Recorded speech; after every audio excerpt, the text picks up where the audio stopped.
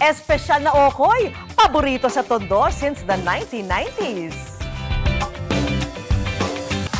Transgender model, may gustong pag-alaya ng corona. Napaka-supportive nila sa mga ginagawa ko. Sea of Clouds na mala New Zealand, hep hep hep. Sa Rizal lang yan. Feeling ko ang sarap mag-detoxify kasi nandito tayo sa nature. Ito yung parang medyo i-reset mo lang yung sarili mo in the presence of nature. Picture lang po. Tsaka video greet tapos alis na po kami agad. Celebrity na tumangging magpa-picture. Snap nga ba? Magpa-picture. Mga nakaaliw na kwentong magpapagaan ng inyong Sabado. Sagot ng good news. Magandang gabi. Ako po si Vicky Morales.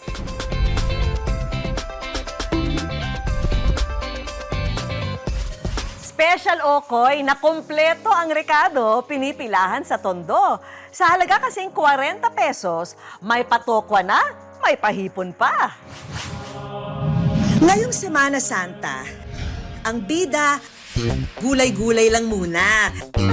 Kaya kung hanap mo ang chibog na enjoy pa rin ngayong Holy Week, okay na okay ang okoy. Ang okoy na ito sa Tondo, Maynila, pinipilahan at binabalik-balikan. Ang okoy kasi nila rito, crunchy na, siksik pa sa laman. Pinaliguan pa ng asin-kilig na suka. Talaga namang katakam-takam. Ang mastermind sa sarap ng okoy na ito, walang iba kundi si Ava. Nagsimula po ako magtinda ng okoy year 2000. Nagtinda po kami ng ulam tapos sinasamahan po namin ng okoy. Recipe po ng tatay ko yan kasi ako yung katulong talaga ng tatay ko magtinda nung araw pa. Sa dami ng araw ng suki na pumapakyaw ng kanyang okoy, sa isang araw, kaya niyang umubos ng 10 hanggang 13 kilong mga sangkap sa okoy. Every Sunday talaga, bumibili ako ng okoy. Tinatitikim ko rin sa mga kliyente ko, nagustuhan din nila. Kaya sabi nila, every time na may tinda ng okoy, ibili ko sin. At yung ganitong timpla, yun yung nagustuhan nila eh. Ang wrapper daw na gamit niya sa kanyang okoy gawa sa galapong, na nilalagyan ng toge, tokwa, medium-sized hipon, at kalabasa. Pero ang talagang nagpasarap daw sa special okoy, ang butter na gawa sa malagkit. For the ultimate crunchy goodness okoy. Kapag ready na ang mga ingredient, iprito na ito sa mainit na mantika.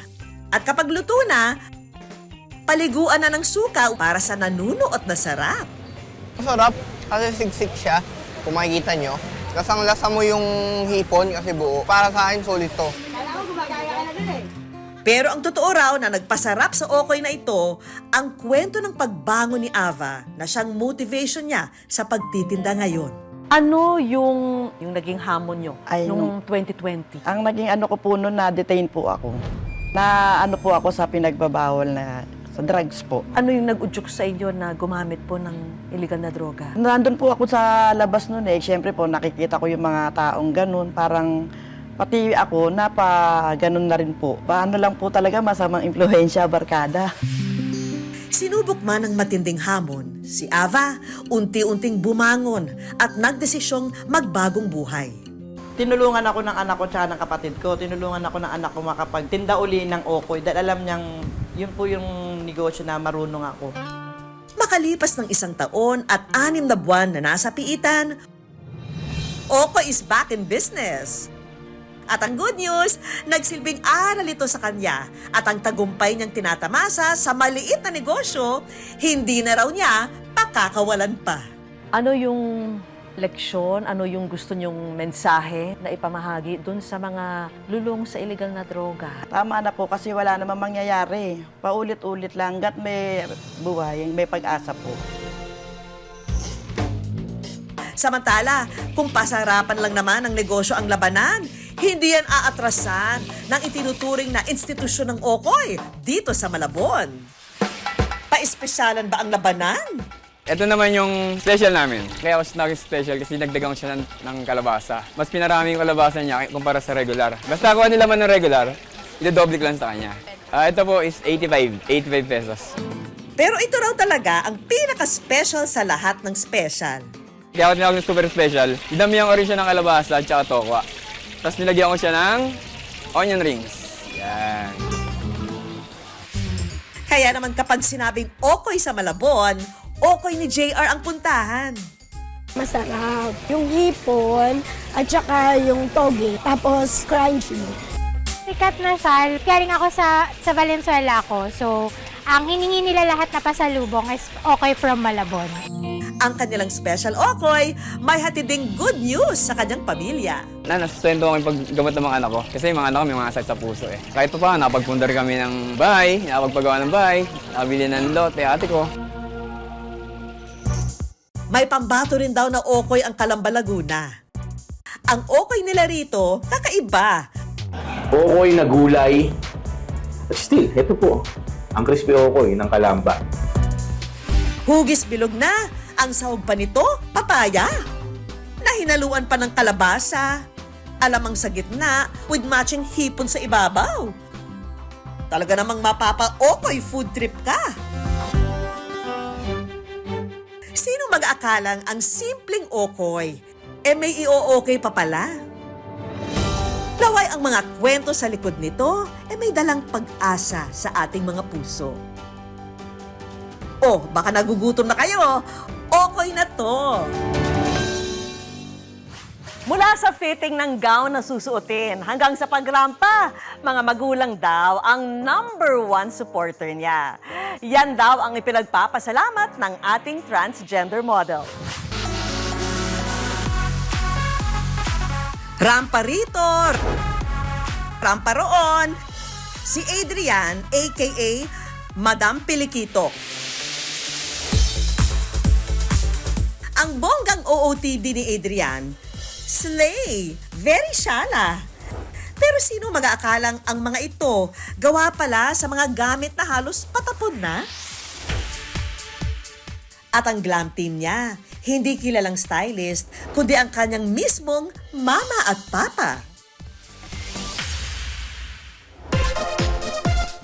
Bata pa lang daw si Adrian, makulay na ang kanyang personalidad. Na-feel ko siya na iba talaga. Ako talaga ay babae. Yes. Is nung mga nasa around grade 3, kasi yung mga laruan ko is yung mga Barbie. Pinagagawan ko siya ng mga damit. Pero dahil sa kanyang paglalantad, si Adrian nabuli. Pag nalakad sa kalsada, natawag na, hoy, bakla, ganyan. Ang pangit, ganyan. Kabi-kabila man ang naririnig na pangungutya, si Adrian ay mas lalong minahal ang kanyang sarili. Parang hindi ako masaya, napipilitin ko yung sarili ko kasi alam ko talaga sa sarili kung ano ako eh. And then yon, bumihis ulit ako, bumihis ng pambaba. Mismong ang kanyang ama, nahirapan din siyang tanggapin nung una. Galit ako noon na bakit mga anak ko naging ganyan. Pero nanaig ang pagmamahal niya sa anak at ang pagtanggap sa kung ano ang totoong siya. Proud naman ako sa kanila. Matulungin naman sa magulang. Bigay ng Panginoon yan. Adi, suporta na lang kami.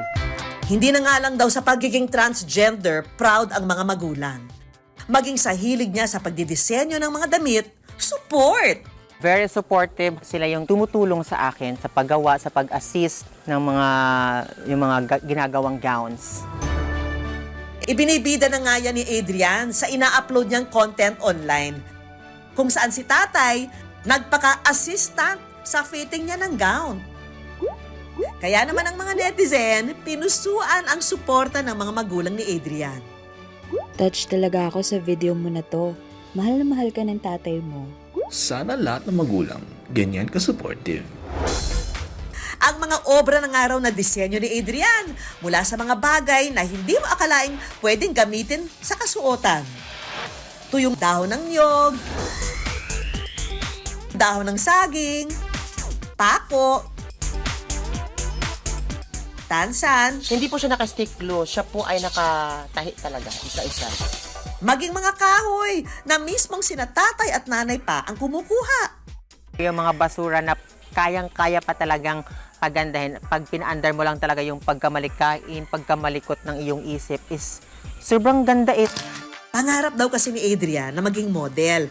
Pero dahil sa hirap ng buhay, kesa gumastos ng pagkamahal-mahal sa mga gown, si Adrian nag-DIY. Ang mga ito, inirarampa at ginagawa niyang content sa social media. 2020 nang sinimula nitong gawin ni Adrian hanggang sa nagtuloy-tuloy, nakilala at kumita mula sa mga nakakatuwang content niya. Naging daan pa ito para siya'y makapagtapos ng pag-aaral at makatulong sa pamilya. Mula first year college ako is napaaral ko yung sarili ko until mag-graduate. So ako na yung bumibili sa mga pangangailangan sa bahay, pangangailangan nila, o yung mga pangkalusugan nila. This is may pasalubong. Kung dati raw, siya ang naghihintay sa pasalubong ni nanay at tatay, ngayon, siya na ang laging may dalang pasalubong sa kanila. Bunga ng kinikita niya sa kanyang mga content. Siya ang nagpapakain sa amin, hating gabi. May dala-dalang bigas. Ito na nga raw ang sukli ni Adrian sa walang sawa nilang suporta sa kanila. Best Nanay of the Year! Si Adrian, may passage pa nga sa kanyang mama at papa. Napaka-supportive nila sa mga ginagawa ko and they are always here for me kapag may mga problems. And for today's video, ife-flex sa atin ni Adrian kung paano niya ginagawa ang kanyang mga kabog na OOTD. First, meron tayong base and meron tayong glue gun and glue stick and of course, yung pinakakukumpleto talaga sa atin. Itong dahon ng niyog. Ito yung dahon ng niyog na tuyo na nilagyan siya ng shape. Ang mga dahon ng niyog, ididikit sa base hanggang sa mapuno. Pagkatapos mapuno, ready to fit na.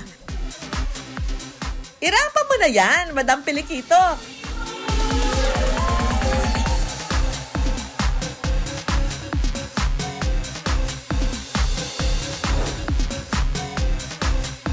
O diba? Simple pero bongga. Magpakatotoo lang kayo sa sarili ninyo. Hindi na ako tumago sa shell ko. So bagkus lumabas ako, in-out ko yung sarili ko, niyakap ko yung sarili ko. Si Adrian, hindi lang bumida sa kanyang DIY gowns, kundi bida rin sa puso ng kanyang mga magulang. Ay, yan talaga ang mahal na mahal ko na anak yan. Ipakita mo sa kanila na kaya mo. Sea of Clouds, check! Camping site, check! Aesthetic Cafe, check! Tara na sa mala New Zealand na pasyalan sa Rizal. Sa pasyalan ito, mapapatanong ka na lang daw, nasa langit na ba ako? Ang ulap kasi rito, abot tanaw na, malamig pa ang klima. Ang sparkle artist at kapuso star na si Ara San Agustin, naintriga raw, lalo pat looking forward siya sa pagkakataong makapagpahinga from her hectic schedule tuwing may long holiday. Wala tayo sa Cordillera or wala tayo sa Benguet. Nandito tayo sa Tanay, Rizal na 1 to 2 hours away from Manila. Feeling ko ang sarap mag-detoxify kasi nandito tayo sa nature. Ito yung parang medyo i-reset mo lang yung sarili mo in the presence of nature. Mayroon po dyan minsan sea of cloud. Kadalasan po ang sea of cloud pagka rainy day season. And maswerte lang tayo today kahit na summer. Nagpakita lang siya ng maliit lang doon sa banda doon kasi kagabi umulan. Sa sobrang kalma ng araw ng vibes dito sa view deck, para kang inihehele sa bisig ni Inang Kalikasan. Guys, trivia lang ha. Importante itong Sierra Madre sa atin. Magpasalamat tayo sa kanya kasi pinoprotektahan niya tayo from the bagyo. Parang siya yung nagsisilbing shield. Pero ang isa pa sa highlight dito, itong mini carnival na ito na wala ring entrance fee kung nais lang mag-ikot-ikot. Naisip namin maglagay ng carnival para hindi mabod yung mga bata. Okay, let's buy the ticket. Ayun na! Ay, ang tagal ko hindi nagpa-bumper car! Dito tayo sa red. Red car tayo. Ay, tare, may grass sa loob yung kotse. Go, Ara! Heal your inner child! Ah! Oh!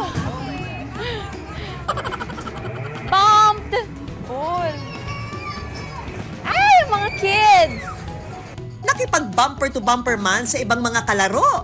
Ang talagang winner naman ay yung pakiramdam na bumalik ka sa pagkabata. Itodo pa ang saya sa ibang games na pwede ritong ma-enjoy. Meron ako isang beanbag. I am ready to shoot! Thank you. Ano ba yan?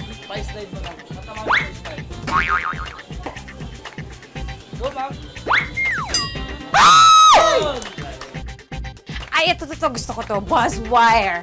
Naalala ko to, parang nagawa ko to before eh.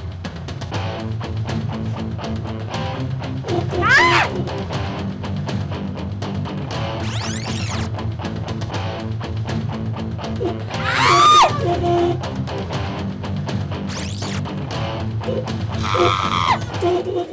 Ang isinunod ni Ara, ang nakakawaw na scooping game kung saan ang goal makahuli ng isda gamit ang Japanese paper. Ay, nasira. Wala tayong naipanalo today. Nasira na. Okay, thank you. Masyado kong aggressive. Kailangan talaga. Yoko na. Last game na. Maibubuga pa ba ang ating pambatong si Ara?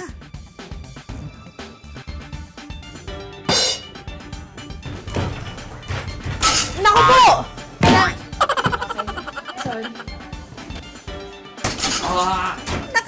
Isang shoot naman ng bola si Ara. Okay lang yan, bawi next game. Ito pa ang isang libreng pasyalan dito naman sa Morong Rizal.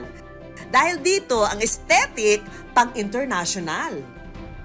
Para mo na rin daw narating ang Venice, Italy sa ganda ng cafe at resto na to.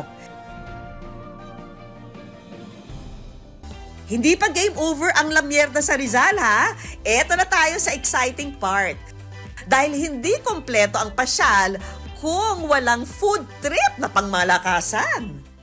Relax, hindi ito kaharian ng Encantadia ha. Pero siguradong mapapaavisala ka sa ganda ng ambiyans sa kainang ito sa bayan ng Baras. Libreng umaura kung bisita ka. May offer po namin yung view, which is, tanaw po kasi dito yung Laguna de Bay. Bukod doon, may mga makikita nyo din yung view ng mga bundok, yung lawa. Ayan, napaka-romantic, di ba? Kapag gabi, imaginein nyo to. Ang saya, magsaya-saya mag-picture-picture, bakasyong-bakasyon. Kainan na! Ang maasim na sinigang na hipon na ang twist, nilagyan ng gata.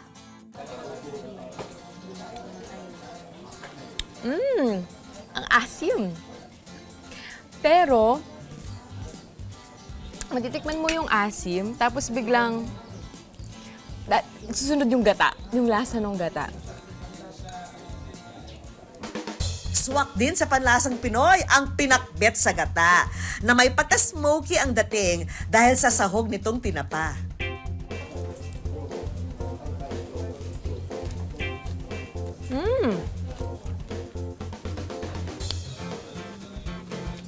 Wait, hindi ko to in-expect.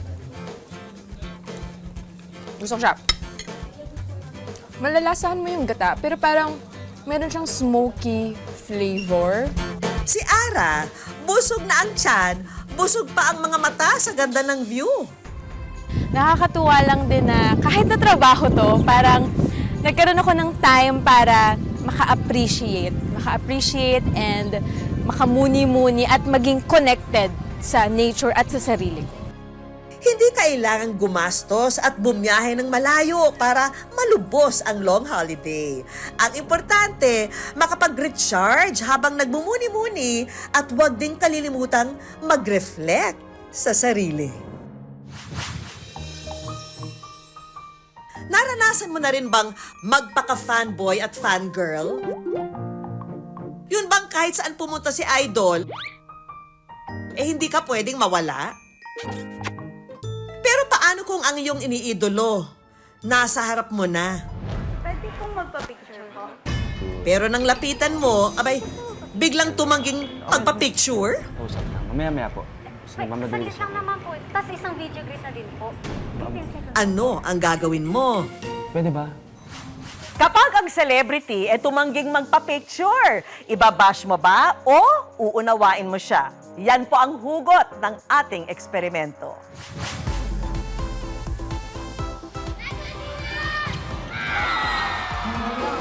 Sa panahon ngayon, hindi na lang artista ang may fans club. Dahil ang mga atleta, iniidolo rin ng marami dahil sa kanilang husay sa sports. Tulad na lang ng professional volleyball player na si Dana Wong.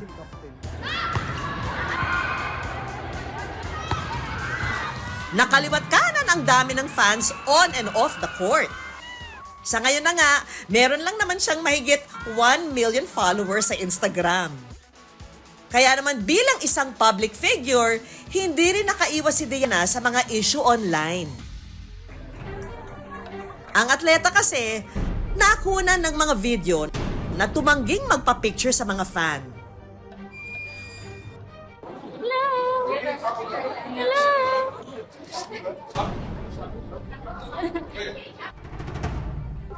Dina!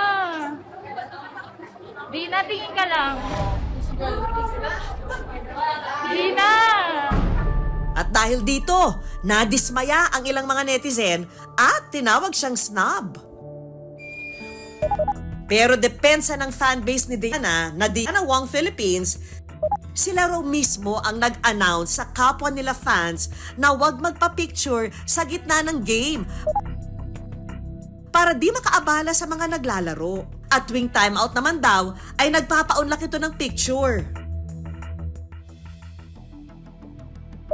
Hiningi namin ang pahayag ng management ni Diana Wong pero wala pa itong tugon. Hello po, pwede po magpa-picture?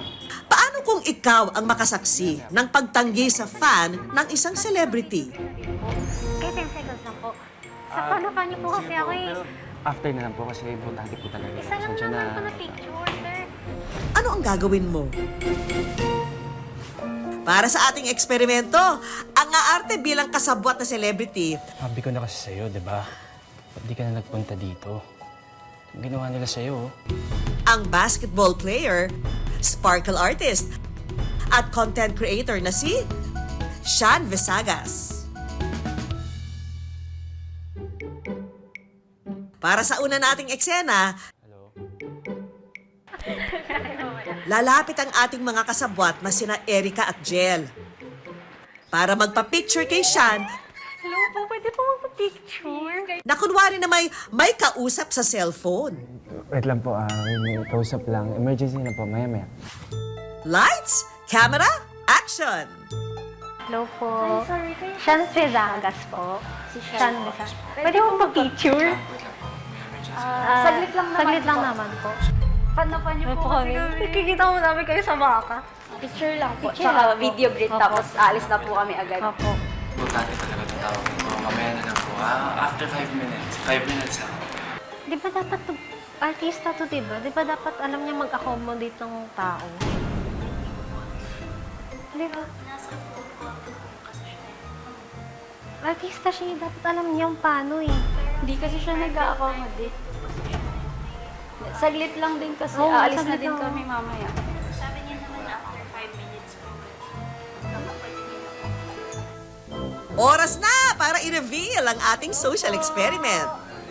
Mas ko na-ask din if ano yung na-feel mo dun sa experience. Stress ako for you.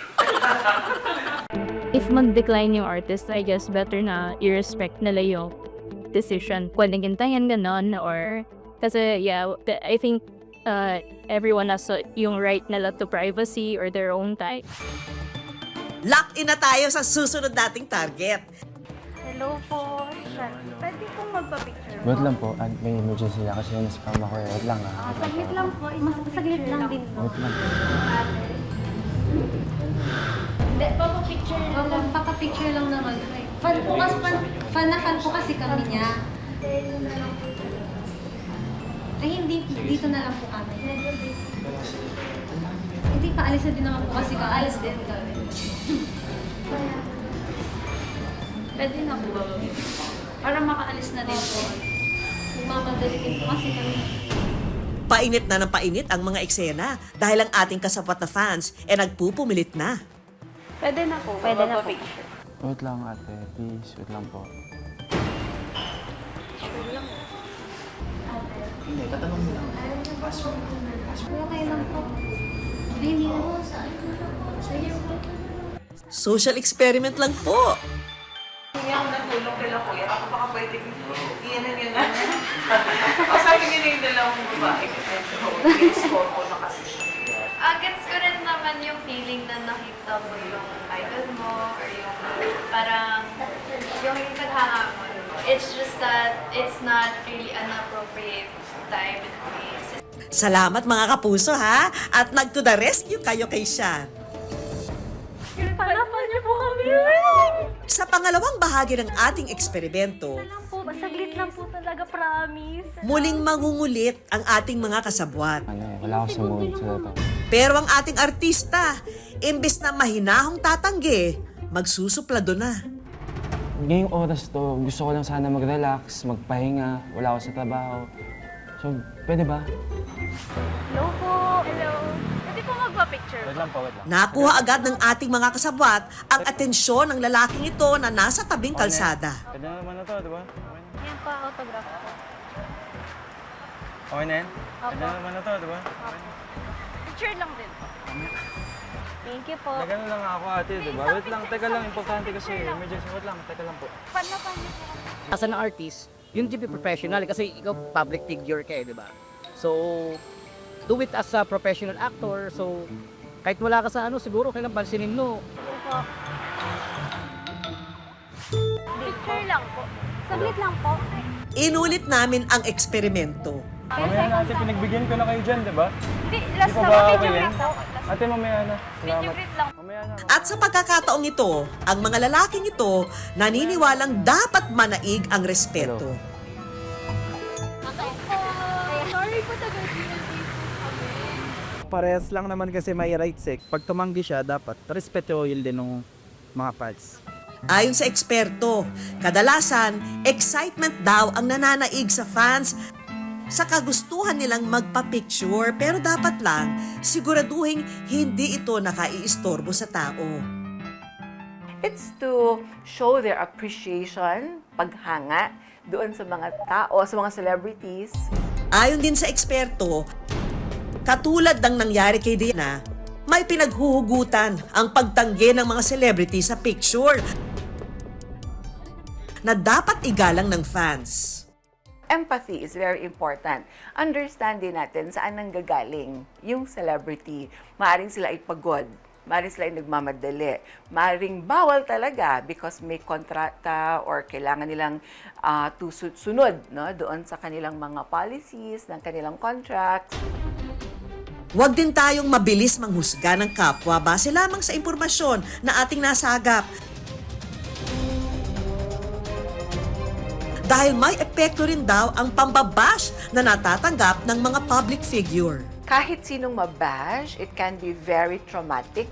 Meron itong impact sa ating emotional, psychological wellness. Maaring ito ay magdudulot ng tremendous na anxiety. Digital detox is very important. Picture lang po. Picture lang. Video greet, tapos alis na po kami agad. Opo. Kasi importante talaga itong tawag ko. Mamaya na lang po. After 5 Tandaan, palaging may dalawang panig ang bawat kwento. Sa mga ganitong sitwasyon, Ate, mamaya na po. Okay lang. ang mahalaga, manaig lagi ang respeto, anumang estado o kalagayan ng isang tao. Mga kapuso, anumang pinagdaraanan, may good vibes na katapat yan. Hanggang sa susunod na Sabado, ako po si Vicky Morales at tandaan, basta puso, inspirasyon at good vibes, siguradong good news yan.